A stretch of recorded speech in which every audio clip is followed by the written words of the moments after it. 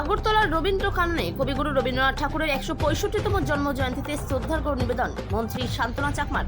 শনিবার যথাযোগ্য মর্যাদা ও সাংস্কৃতিক ভাব গাম্ভীর্যের মধ্য দিয়ে গোটা দেশের সাথে আগরতলা সহ ত্রিপুরার ৮টি জেলা জুড়ে পালিত হল বিশ্বকবি রবীন্দ্রনাথ ঠাকুরের ১৬৫তম জন্মজয়ন্তী।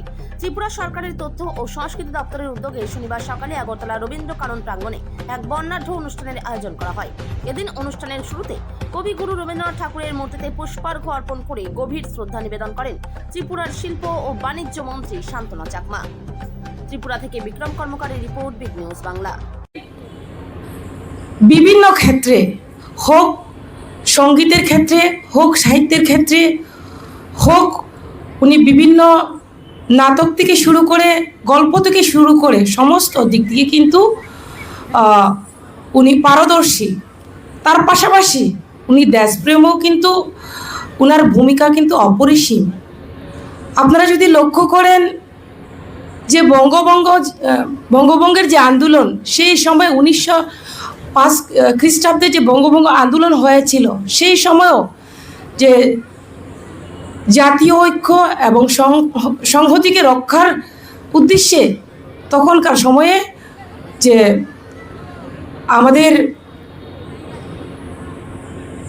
আমাদের যেটা আমরা সবসময় পালন করে আসছি, রাখি বন্ধন উৎসব, সেই উৎসব কিন্তু সেই সময়ে উনি উদযাপন করেছিলেন। সেটা একটা বড় বিষয়।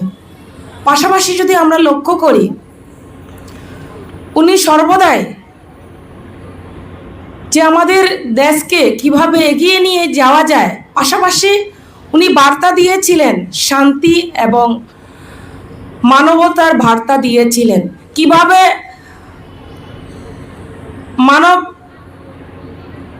মানবের পাশাপাশি আমাদের প্রকৃতিকে কিভাবে ভালোবাসতে হয় এবং কিভাবে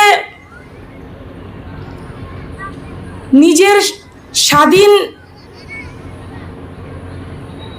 যে বিচারধারা সেটাকে কিভাবে প্রতিষ্ঠিত করতে হয়, সেই বিষয়েও কিন্তু বার্তা দিয়েছেন।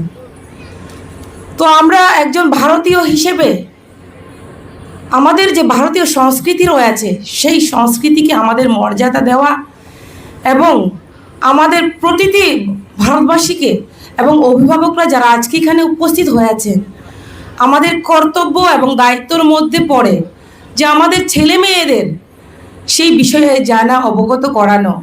কেননা আমরা ভারতবাসী হিসেবে আমাদের ভারতীয় সংস্কৃতিকে, আমাদের যে দেশের যারা মহাপুরুষরা রয়েছেন, যারা দেশের জন্য আত্মবলিদান দিয়েছেন, দেশের জন্য, দেশপ্রেমের জন্য যারা কাজ করেছেন, সেই মহাপুরুষদের আমাদের সেই ইতিহাসকে আমাদের ভুললে চলবে না, সেই বিষয়ে আমাদের জানতে হবে।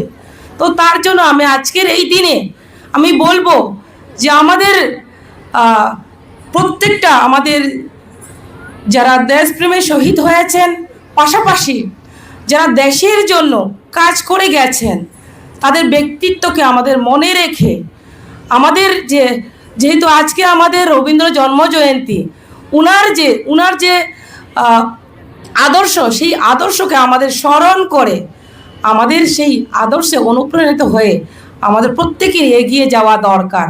আপনারা